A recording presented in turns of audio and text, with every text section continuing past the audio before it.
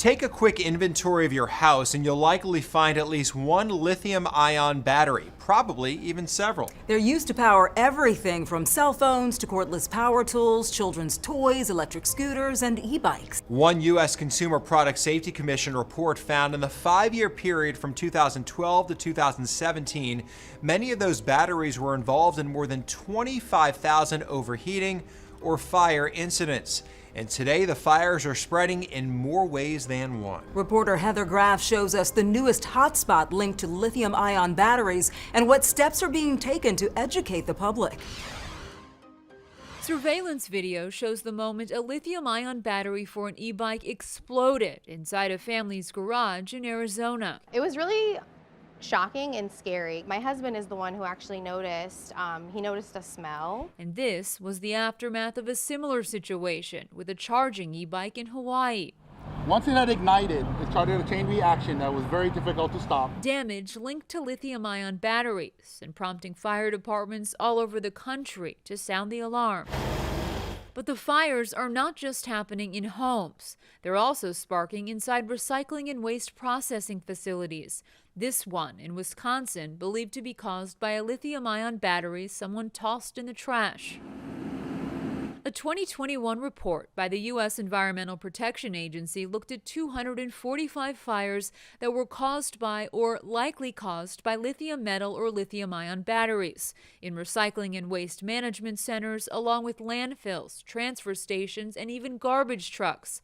The EPA called it a growing concern for the industry and noted some of those fires were large and destructive, destroying entire facilities, causing millions of dollars in damage and even injuries to firefighters. So the risk is real. As chief of the Solid Waste Bureau in Arlington, Virginia, Eric Grabowski knows that risk, not just from the EPA's warning, but from the battery-fueled fires he's seen firsthand. We've had truck fires, even down the street here. One of our crews discharged their load into a parking lot in one of the middle schools in the area here because their truck was smoking, and to save the equipment, they just dumped it in a parking lot, and the fire department responds and puts it out.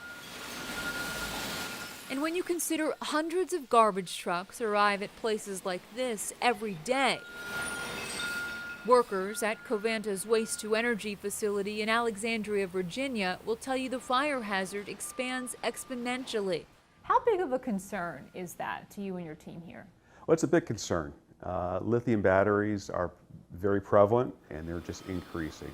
So much so that the Fire Research Group at the University of Texas at Austin has been studying them for years, conducting on-camera experiments in the lab to both illustrate and better understand fires related to lithium-ion batteries. On the one hand, we don't want to fearmonger and make people sort of afraid of this important technology for the energy transition, but it's also important to be aware of what the risks are. UT professor of mechanical engineering Dr. Afadike Azakoyi says the batteries are generally safe when properly stored, charged, and discarded. But when a battery is damaged or overheats, fires can happen. The challenge is that it's inconvenient presently for many people to dispose of used electronics devices. The question now is what to do about it. Back at Covanta, staff showed us how they're trying to mitigate the threat on the back end. This was put in just because of that reason. With infrared cameras that scan the trucks and the trash, working to detect lithium-ion batteries in hotspots before they ignite. What it will do, it will help give us notification of a heat source. And while that technology is helping, everyone we spoke to said the real solution requires support from battery users on the front end. I believe it's just awareness. Probably not enough effort is put there, and it's a bit of public education. We put together a social media and radio ad campaign just trying to instruct people how to manage batteries more safely. In Arlington, Eric says proper disposal means people must bring their lithium-ion batteries to local drop-off locations for household hazardous waste. Computer batteries, phone batteries.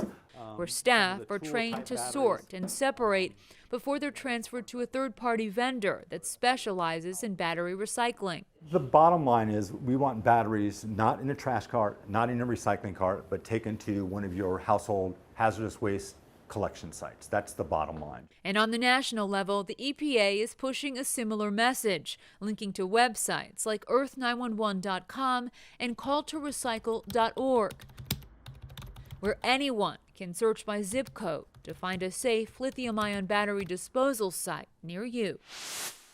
We reached out to the EPA and found Congress has tasked the agency with developing best practices for battery recycling and new battery labeling guidelines. The EPA said Congress has allocated $25 million for that project and set a deadline of September 30th, 2026. In Washington, I'm Heather Graf. As for those lithium battery-powered products inside your home, here are some key tips from firefighters. Avoid heat sources and anything flammable. You should always follow the manufacturer's instructions and never charge a lithium-ion battery unattended or overnight. Unusual odors, leaking, changing shape, and odd noises are all signs the battery is overheating.